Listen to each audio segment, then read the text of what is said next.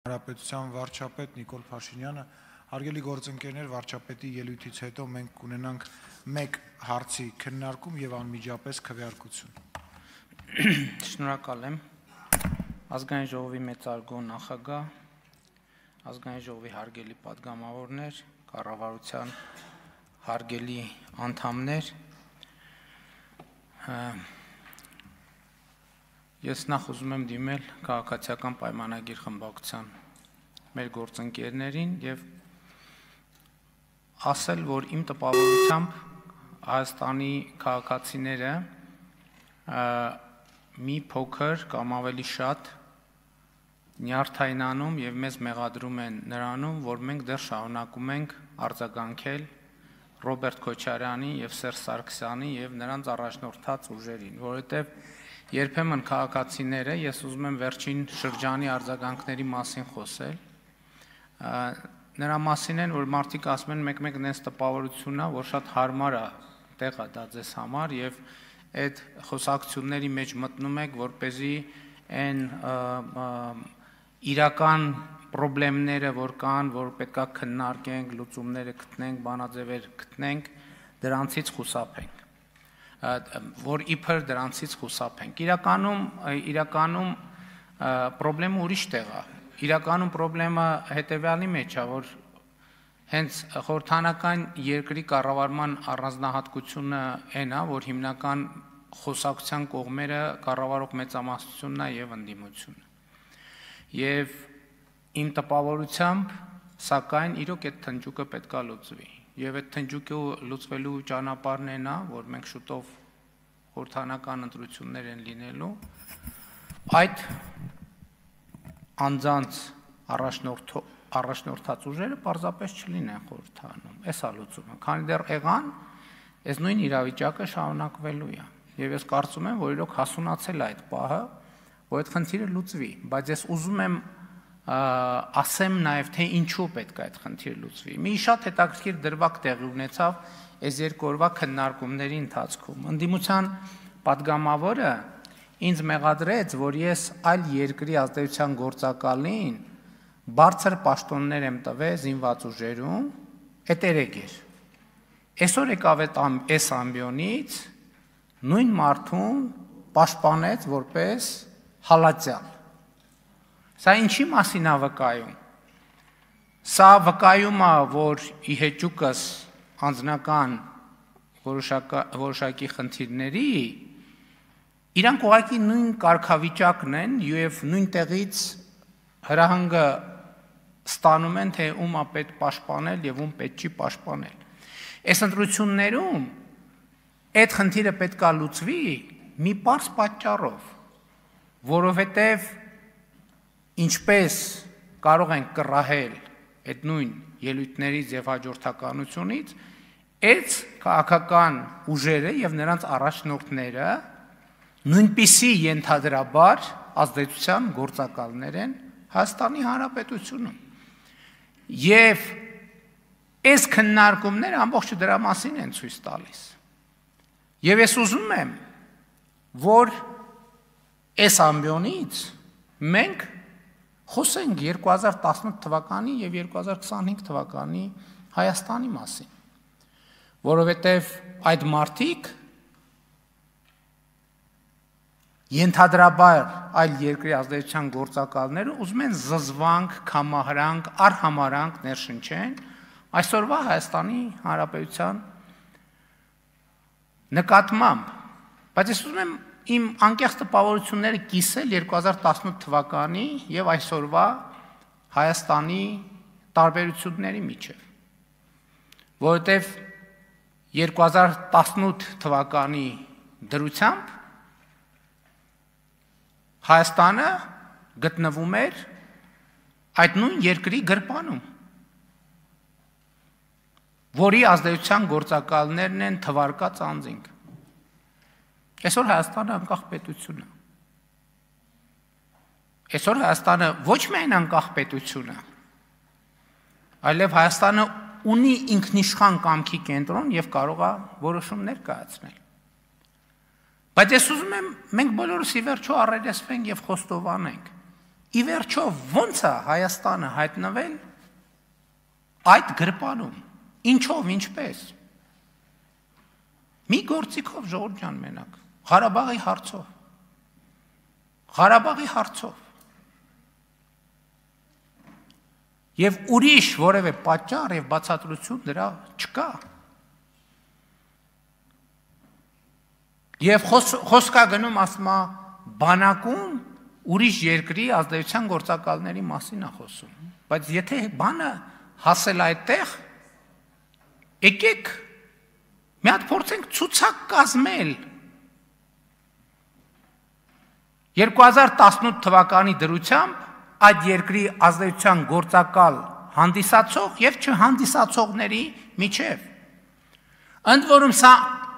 անձնավորված չի ամենայն հարգանքով բոլորին, բայց 2018-ին էլ, 19-ին էլ, 20-ին էլ, 21-ին էլ մինչև 22-ը ներառյալ մեր բանակի սոցիալ հոգեբանությունը, մտածողությունը եղել է ազդեցության գործակալի։ Մեր բանակում չի եղել ինքնիշխան կամքի կենտրոն։ Ընդ որում, էլ եմ ասում, սա չի նշանակում, որ բոլորը եղել են ոչ, ես մթնոլորտի մասին եմ խոսում, ես տրամադրության մասին եմ խոսում, ես ընկալման մասին եմ խոսում։ Եվ սա է ճշմարտությունը, եւ այս ճշմարտության հետ մենք պետք է առերեսվենք։ Ես գիտեք, բացարձակապես ընդհանրապես ընդունված է ասել, որ մարդիկ կաբինետներում փակվում են, իրականության զգացումը կորցնում են, բայց ես երբեմն կաբինետից դուրս տեղի ունեցող իրադարձություններին հետևելով հասկանում եմ, որ շատ մարդիկ, ովքեր կաբինետներում չեն, իրենք են իրականության զգացողությունը կորցրել, եւ նրանք չեն գնահատում, թե ինչ է տեղի ունեցել Հայաստանի հետ։ Հայաստանը դուրս է բերվել թակարդից։ Սա ես գիտեմ, որ բարդ է խոստովանել, բայց Հայաստանը դուրս է բերվել թակարդից։ Եվ ընդհակառակ այսօր այս մարդիկ ինչ են ասում են դե ինչ ուզել են տվել եք։ Ընդհակառակը վերջին տարիների իրադարձությունների միակ պատճառը այն է, որ ընդհակառակը ինչ ուզել են ոչ մի բան չենք տվել։ Ոչ մի բան չենք տվել։ Այսօր մարդիկ եկել են բան են անում, Ղարաբաղ են լացում։ Ոչ մեկ մեր չափ ոչինչ չի արել Ղարաբաղի համար։ Ոչ մեկ։ Սկսած ֆինանսականից, ինչ երևում է բյուջետային թվերով, սկսած մնացածից ինչը չի երևում ու չի երևալու երբեք։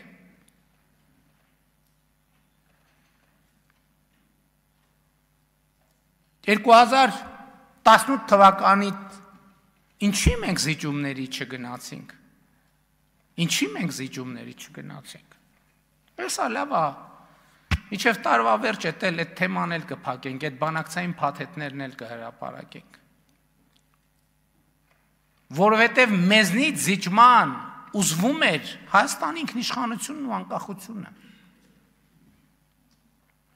Դա այդպես չէր ձևակերպվում, ինչի ձեր կարծիքով են մնացածում ժամանակներում, երբ որ Հայաստանը անկախության հենց հաջորդ օրից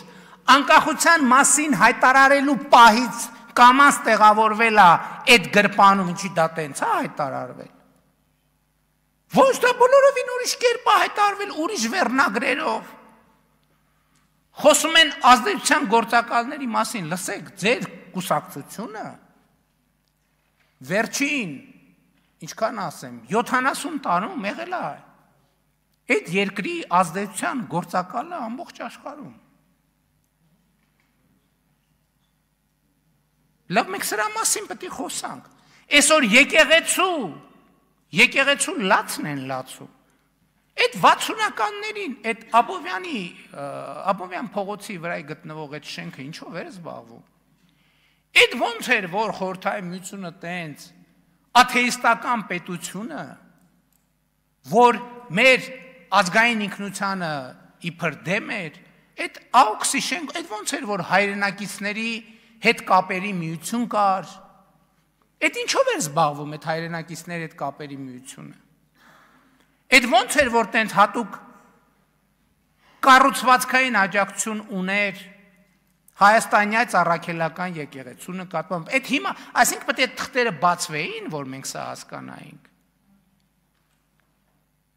Այդ կուսակցությունը միջև մել այդ երկրի ազդեցության գործակալական ցանցն է։ Եվ այո, մենք պետք է որոշում կայացնենք, ընդ որում էական չի, որ երկրի։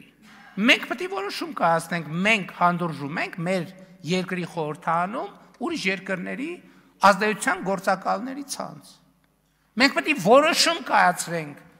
մենք հանդուրժում ենք մեր սրբության սրբոցում ուրիշ երկրների ազդեցության գործակալների ցանց։ Իմ պատասխանն է, որ ոչ, որովհետև հակառակ դեպքում ինչի է ասենց հիստերիա, որովհետև վերջին շանսն է մեր պետությունը հետ տանել, տեղավորել այն գրպանում, որից մենք դուրս ենք եկել։ Հայաստանի Հանրապետությունը 2025 թվականի լավ երկիր է։ Հայաստանի Հանրապետությունը 2025 թվականի երկիր է, ով ի վիճակի է ինքը առերեսվել իր խնդիրներին եւ իր ճակատագրին։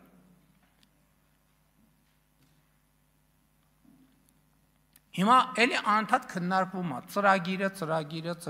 ծրագիրը, ինչը ավելի հասկանալի թեմա է։ Ես ձեզ մի բան ասեմ, անընդհատ խոսում է կառավարությունը ծրագրի այս կետը, այն կետը, ես ասել եմ, բայց էլի ուզում եմ ընդգծեմ, աշխարհում ուրեմն չի եղել, չկա եւ չի լինելու որևէ կառավարություն, ընդհանրապես բնության մեջ, որ իր ծրագրի 100%-ը իրականացրած լինի, տենց բան պարզապես գոյություն չունի։ Դա նոնսենս է։ Հետևաբար հարց է, բայց ծրագիրը ինչի է կազմում։ Ծրագրում արձանագրվում է այն խնդիրները, խնդիրների այն շրջանակը, որը պետք է կառավարությունը լուծի։ Հիմա մենք ինչ կարող ենք ասել մեր ծրագրի մասին։ Կառավարության ծրագիրը ընդունվել է 2021 թվականի օգոստոսի 26-ին ազգային ժողովում 70 կողմ ձայնով։ Եվ կառավարության ծրագրի այդ ընդունված 5-րդ կետում գրած է. Հայաստանի եւ տարածաշրջանի համար խաղաղ զարգացման դարաշրջան բացելը, այնուամենայնիվ, արտահերթ ընտրությունների արդյունքներով ժողովրդի առաջ կառավարության ստանձնած մեծագույն առաքելությունն է։ Այս խորհրդանում ընդունված ծրագիրն է։ Ես այսօր բացեցի նայեմ, մեծագույն ինչ է նշանակում։ Մեծագույն։ Հա, բառարանով նայեմ, էլի, որ չստացվի, որ մեծի գերադրական աստիճան, այսինքն ամենամեծը, ուրիշ բացատրություններ էլ կան, բարձրագույն, գերագույն, վեհագույն, վսեմագույն։ Այսինքն կառավարության ծրագրում կա մի բարձրագույն, վսեմագույն առաքելություն, եւ դա խաղաղ զարգացման դարաշրջան բացելն է տարածաշրջանի եւ Հայաստանի Հանրապետության համար։ Այսինքն մենք մեր մեծագույն առաքելություն իրականացրել ենք։ Այս մարդիկ ասում են, չէ, դա խաղաղությունը չի։ Բա ո՞րն է խաղաղությունը։ Ո՞րն է խաղաղությունը։ Ընդհանրապես այս հարցը շատ հետաքրքիր է։ Էդ էլ եկեք արձանագրենք, այդ բանավեճը նորմալ է, ո՞րն է խաղաղությունը, որովհետև մենք չգիտենք ո՞րն է խաղաղությունը։ Հայաստանի Հանրապետությունը չունի այդպիսի գիտելիք, չունի այդպիսի փորձ, թե ո՞րն է խաղաղությունը։ Եվ մենք սա իմանալով չենք գնում սրան նրան հարցնում, ո՞րն է խաղաղությունը։ Մենք ասում ենք, ո՞րն է խաղաղությունը։ Խաղաղությունն այն է, որ մի տարի 8 ամիս Հայաստանի սահմաններում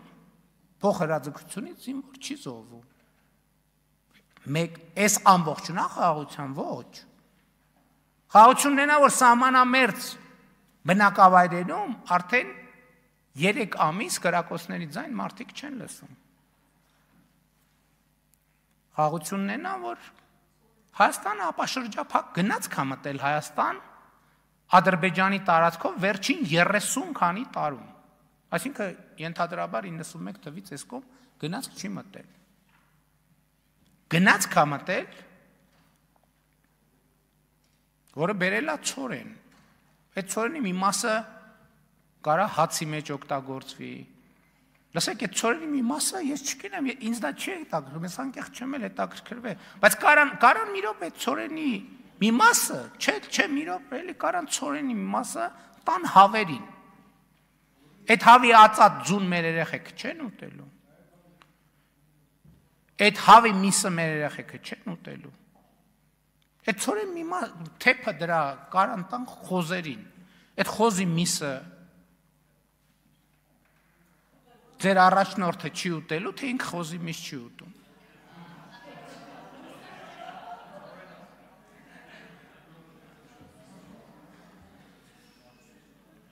Մեկ էլ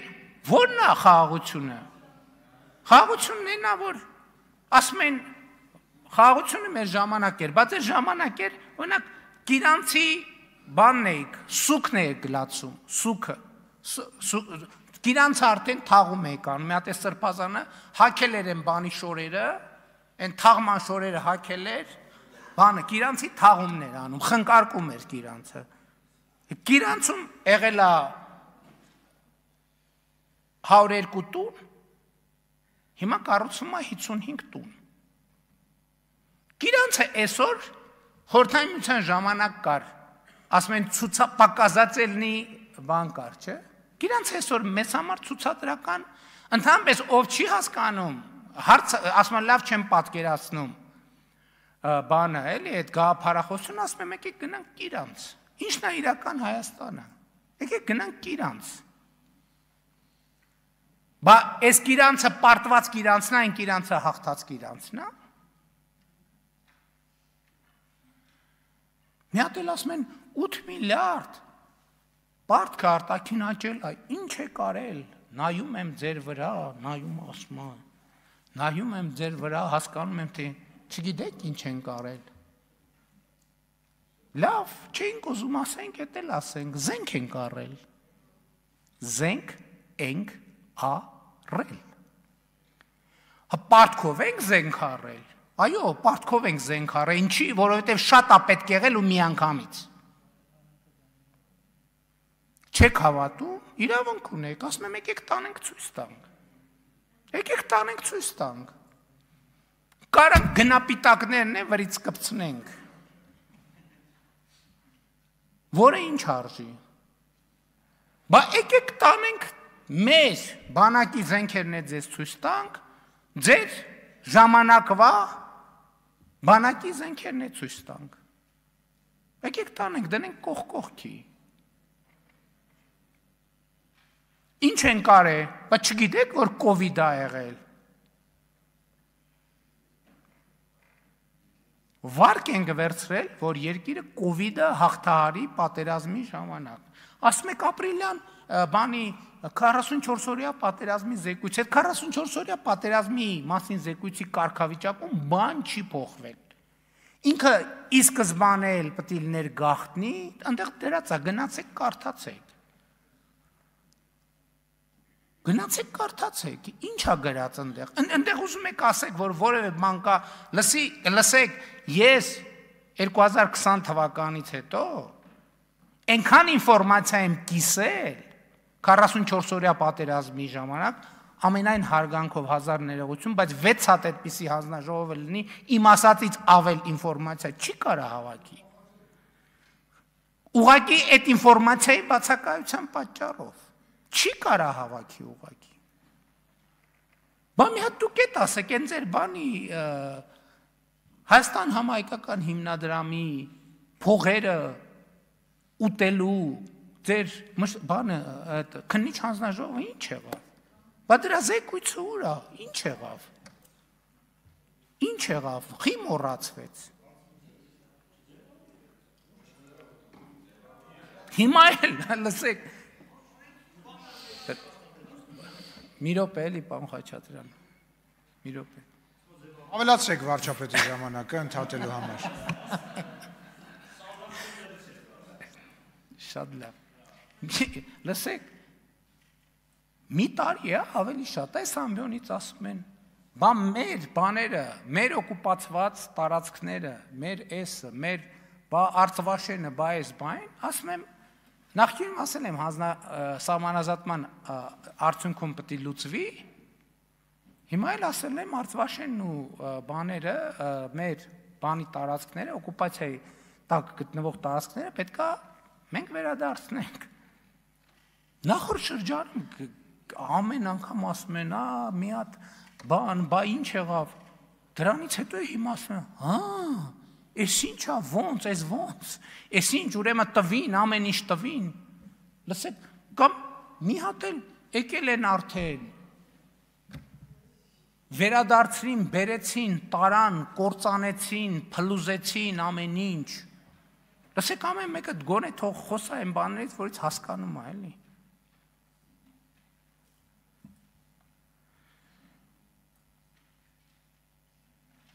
Գալիս ֆինանսների նախարարը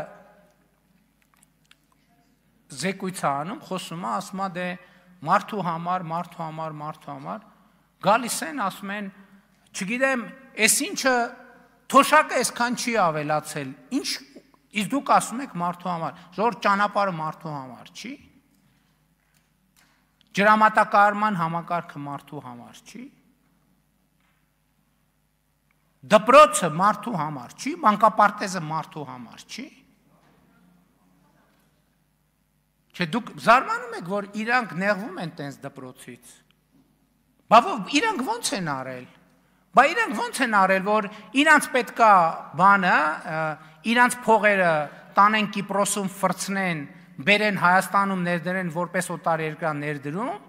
իսկ այդ դպրոց չունեցող երեխեքները իրանք մոտ բատրակ ու սափրագլուխ լնեն։ Բա ոնց է եղել։ Բա որ այդ երեխեքը տառերը իմանան։ Ոնց են իրանք, ով է իրանք մոտ սևագործ բանվոր լնելու։ Բա այդ երեխեքը իրանք պետք են որպես սևագործ բանվոր։ Սափրագլուխների բրիգադներ, քրեական թափթփուկ։ Բա որտեղից են այդ ռեսուրսը վերցնելու, որ իրանք քրեական թափթփուկ շարքերը լրացնեն։ Որտեղից։ Բա եթե դպրոցը լինի, մանկապարտեզը լինի, որ հանկարծ երեխեքի առաջին բառերը պապա մամայից հետո ասենք բան չլինի, հայհոյանք չլինի, իրանք ոնց են գոյատևելու այս երկրում։ Բա իրանք դրանից են նեղված։ Իրանք նեղված են, որ իրանց երեխեքին իրանք հնարավորություն ունեն Լոնդոններում բանում տանել, ինչ որ մի կերպ թքել կպցնելով տառերը սովորեցնել, ստեղ երեխեքը պետք է դպրոց չունենան։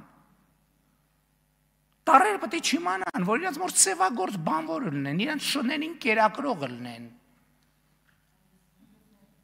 Եվ առյուծներին կերակրող լինեն, իրանց մոտ սափրագլուխ լինեն։ Իրանց մոտ գողական թափթփուկ լինեն, բա որ կրթվեցին այդ երեխեքը, ոնց որտեղից է լինելու։ Հա պետք է ասել, պետք է առերեսվել, մեր ծրագրում Ղարաբաղի մասին էլ են դրույթներ եղել, հապկի մասին էջեր կան գրած, թե ինչպես ենք մենք հապկի շրջանակներում խորացնելու մեր հարաբերություններ եւ այլն։ Ղարաբաղի մասին էլ է գրած, գրած է, որ խաղաղապահները Հայաստանն էլ, բայց խաղաղապահներն էլ երաշխավորում են եւ այլն։ Ղարաբաղի մասին կա դրույթներ, իհարկե կա։ Կարող էին գնալ, շարունակել այդ դրույթների հետևից գնալ տենց բուլդոզերի նման, կարող էինք, բայց կկորցնենք մեր պետությունը։ Քաղաքական առաջնորդությունը տեղ է, որ դու քեզ վրա պատասխանատվություն ես վերցնում, որը ոչ մեկ չէր վերցնի։ Հեսա բանակցային թղթերը կբացահայտվեն եւ կտեսնեք, որ Ղարաբաղի անկախության թեման դա ֆեյք է, ֆեյք։ Եվ ես ձեզ ավելին ասեմ, հիմա շատ են ասում, չէ, 2018 թվից, երևի սենց բաներ ան, եթե 2018 թվի դրությամբ մենք իշխանություն չլնեինք, մենակ մենք էինք, որ կարող էինք այս ճանապարհով անցնել։ Ուրիշ որևէ մեկը մնար այսօր Հայաստանի Հանրապետություն չէր լինելու։ Ինչքան էլ անհամեստ է, ես սա պարտավոր եմ ասել։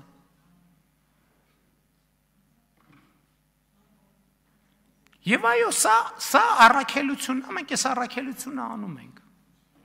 Ես 2020 հələ մեր թիմակիցները ասում էին անդադ ինձ ասում են, խես տենց ասում, տենց մի ասա, տենց բան չի կարելի ասել, տենց։ Ես 2021 թվականին ընտրություններ էինք անում։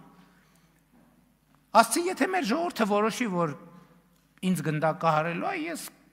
լուր ու մուչ պատի տակ կանգնելու եմ։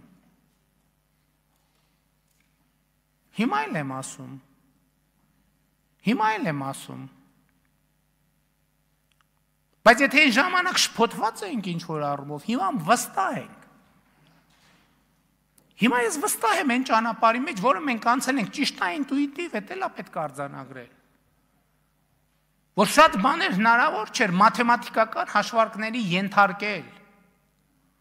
Որովհետև հասկանում եք, այդ գիտելիքը, ընդհանրապես ես ձեզ մի բան ասեմ։ Ինչա պետությունը մենք նոր ենք սովորում։ Մենք նոր սովորում ենք, թե ինչա պետությունը։ Իրանք չգիտեն ինչա պետությունը, իրանք գիտեն, թե ինչա ֆորպոստը։ Մենք էլ ենք ֆորպոստի մեջ եղել, մենք էլ ենք գրպանում եղել։ Բայց մենք որոշել ենք, որ պետքա դուրս գանք գրպանից, մենք որոշել ենք, որ պետքա անկախ պետություն լինենք, եւ իմիջայլոց մեր ծրագրի մասին։ Մեր ամենաառաջին եւ ամենակարևոր ծրագիրը եղել է Հայաստանի Հանրապետության հարատեվությունը ապահովելը։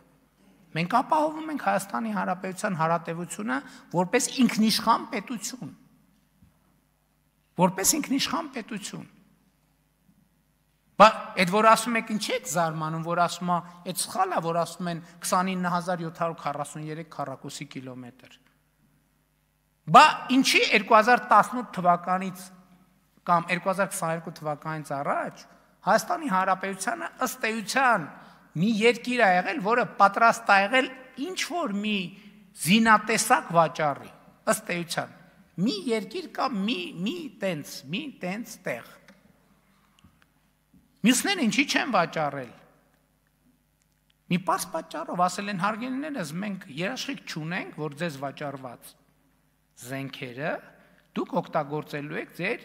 միջազգայինորեն ճանաչված տարածքի պաշտպանության համար։ Ավելին մենք համոզված ենք, որ դա օգտագործելու եք ձեր միջազգայինորեն ճանաչված տարածքից դուրս։ Իսկ դա կներեք մեզ համար անընդունելի է։ Այդ ճանապարհը մեզ համար բացվել է 2022 թվականի հոկտեմբերի 6-ից հետո։ Երբ որ ասել ենք մենք մեր երկրի տարածքային ամբողջականությունը ճանաչում ենք։ Իրանք դրանից են դժգոհ։ Իրանք դրա, այդ որ ասում են այդ 29000-ը վատ է։ Իրանք ասում են ոնց այդ գրպանից պետքա հետ գնանք այդ գրպան արա, դուք ոնց եք դուս եկել այդ գրպանից։ Այդ գրպանում աշխարհում այդ գրպանից ավելի լավ տեղ չկա։ Եվ մեզ այդ գրպանում պահել են Ղարաբաղը ամենայն հարգանքով, որպես խայծ օգտագործելով։ Էդ էլ ասեմ, տպավորություն եմ փորձում ստեղծել, թե մենք Ղարաբաղի ժողովրդի հետ կամ Ղարաբաղի մեր հայրենակիցների նկատմամբ ինչ որ բան ունենք, վերաբերմունք ունենք, անվստահություն ունենք, կամ իրանք ես այն օրը նախարարին ասել եմ, որ չեմ ուզում ասեմ, որովհետև կարող է լավ չէ, ինչի, բայց կներեք այսօրվա մեր զինված ուժերի ղեկավարության կեսը Ղարաբաղցի է։ Ամենաբարձրաստիճան մեր այսօրվա զինված ուժերը հասկանում եք ինչ եմ ասում։ Մեր զինված ուժերը ղեկավարվում է Ղարաբաղցիների կողմից։ Բայց մենք Ղարաբաղցիներին չենք վստահում, չենք սիրում։ Ոնց ենք այդ մարդկանց տարել այդ տեղերում նշանակել։ Բայց մենք դավաճանել ենք, հələ մեզ ասում են դավաճանել եք, էս է կարել, են է կարել, չէ։ Այդ մարդկանց նկատմամբ ոչ միտեղ ես չեմ լսել, որ իրանց պրետենզիա ներկայացնեն, որ այդ մարդիկ ծագումով Ղարաբաղցի մարդիկ որևէ դավաճանական գործարքի մեջ մտել են։ Բայց մարդիկ ո՞նց են մեզ հետ աշխատում։ Եթե մենք դավաճանենք, ո՞նց են, իրանք գիտեն, չէ, ամեն ինչ։ Իրանք ներսից գիտեն, չէ, ամեն ինչ, բա ո՞նց են այդ մարդիկ մեզ հետ աշխատում։ Բայց հարցի պատասխանով է տալու։ Ես անունով չնշեմ, բայց ասում եմ, չափազանցություն չկա։ Մեր զինվորական բուրգի ամբողջ վերևը ամենաառանցքային կետերում ղարաբաղցիներ են։ Գալիս են ստեղ, խոսում են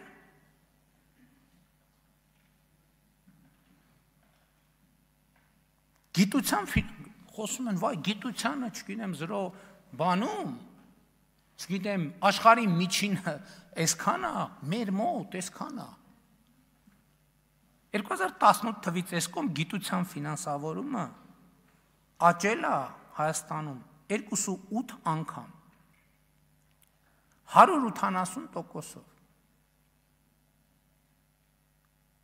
Այսինքն 180%-ով աճել է ու հələ աշխարհի միջինին չի հասնում։ Գիտաշխատողների միջին աշխատավարձ 2000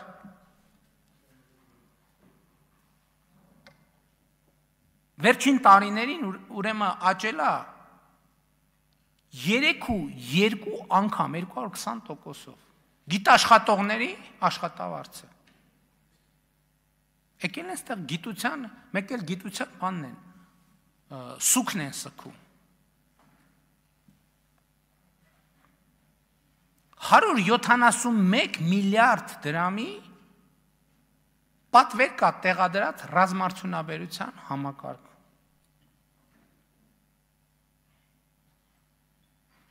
Եվ այս խոսույթը, տեսեք նույն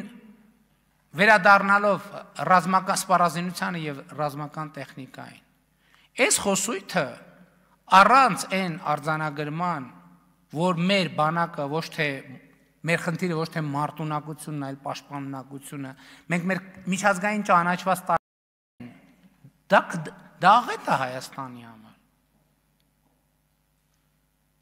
Եվ իրանք ուզում են մեզ անդադ հրեն եւ հրահրեն այնտեղ, մենք ոչ մի միլիմետր չենք շեղվել եւ չենք շեղվելու խաղաղության օրակարգից, որը մեր ժողովրդի առաջ ստանձնած մեր պարտավորությունն է։ Եվ այո, մենք խոսելու ենք միայն ու միայն բացառապես պաշտպանունակության մասին։ Եվ մենք ասում ենք, մենք Արցվաշենի համար ռազմական օպերացիա չենք անելու, ոչ էլ մյուս տեղերի համար, որովհետև դրա կարիքը չկա։ Ասում են, հա ինչա թուղթա ստորագրած է, հա ինչի այն մեկը նախաստորագրած է, Ժորժ ջան, մոռացել եք, որ անցյալ տարվա հոկտեմբերին ազգային ժողովը վավերացվել է Հայաստանի եւ Ադրբեջանի միջև կնքած թուղթ, որը հիմա երկու երկրում ունի բարձրագույն իրավաբանական ուժ։ Այդ է խաղաղությունը։ Այն վավերացված ուժի մեջ մտածա, ասում են դե վավերացված ուժի մեջ մտածա, այն ստորագրված է, դե ասում են ստորագրված է, այն նախաստորագրված է, այդ է խաղաղությունը։ Բա խաղաղությունը այդ է, բա խաղաղությունը կառուցվում է։ Բա որ խաղաղություն ըլներ, այս քայլի անհրաժեշտությունը չէր ըլներ, կասեին կա խաղաղությունը, ընդամենը մնում է իրան պահպանել։ Հիմա արդեն ասում ենք, որ կա խաղաղությունը, ընդամենը մնում է իրան պահպանել։ Ասում են, բա մարդու համար է, մարդու համար է։ Հիմա ես դες խելագար թվեր ասեմ։ Դուք գիտեք, չէ, որ այսօր ով է հիշում ընդհանրապես դրա մասին։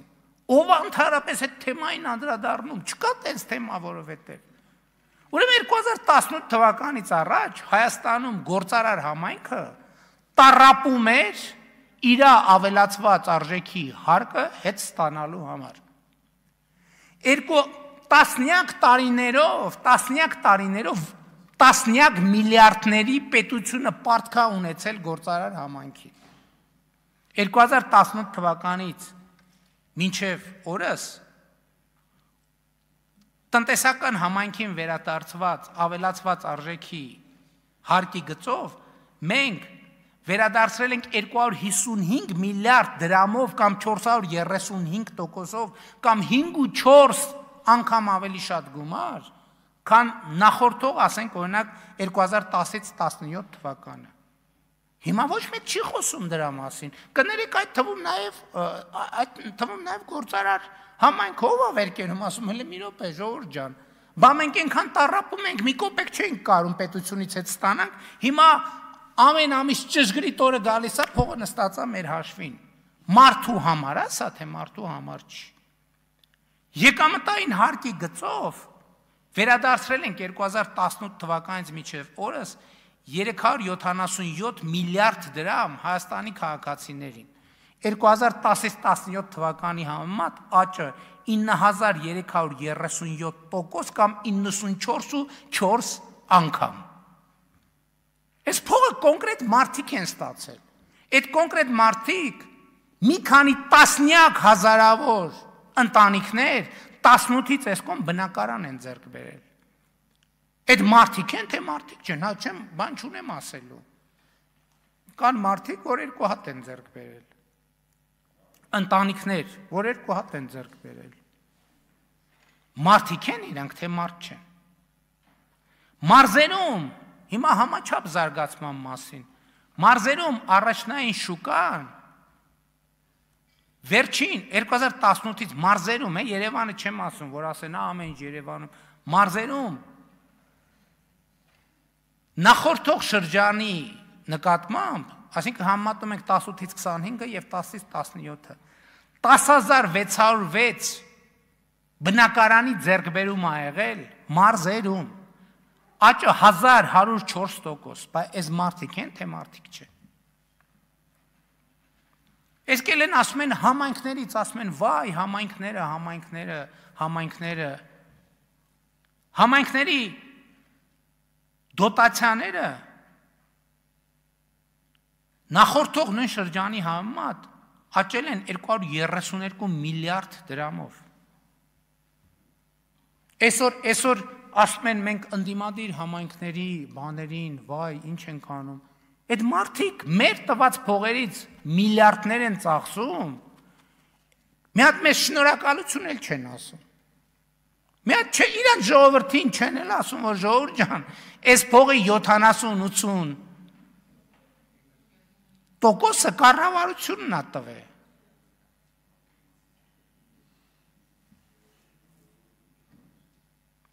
Սուբվենցիաները նախորդող շրջանի համեմատ համայնքներին 119 միլիարդ դրամով կամ 29 անգամ ավել բան ենք տվել, սուբվենցիոն ծրագրեր ենք տվել։ Մեզ ասում են, այս են խոստացել, այն են խոստացել, այն են խոստացել։ Այո, մենք խոստացել ենք, որ նվազագույն պարենային Զամբյուղից ավել կլինի նվազագույն թոշակը եւ իրականացրել ենք։ Միջին կենսաթոշակի մասով դեռ խնդիրներ ունենք, որը պետք է հասկանանք, թե ոնց պետք է լուծենք։ Բայց իսկ ինչի չեն ասվում այն բաները, որով չեք խոստացել, որ բայց արել ենք։ Օրինակ, ասում ենք, որ Հայաստանում 700,000 դրամ ստացող շարքային զինծառայող կա այսօր։ Մենք դա չենք խոստացել։ Կամ 16 միլիոնի ծրագրերը, որ սահմանամերձ գոտիներում իրականացնում ենք եւ հիմա շարունակելու ենք։ Մենք չենք խոստացել, բայց արել ենք, որովհետեւ իրադրությունը գնահատել ենք եւ արել ենք։ Եվ ճիշտ ենք արել։ Աշխատավարձեր են ուզում, աշխատավարձի իրական աճը կազմել է վերջին 5 տարում կազմել է 27.1%, իրական աճը գնաճի էֆեկտները հանած։ Հա, բայց աղքատության խնդրը ինչի չի հաջողվում, ես դες ուզում եմ ասեմ, ինչի չի հաջողվում հաղթահարել աղքատությունը, կրթության պատճառով, դպրոցի բացակայության պատճառով, որովհետև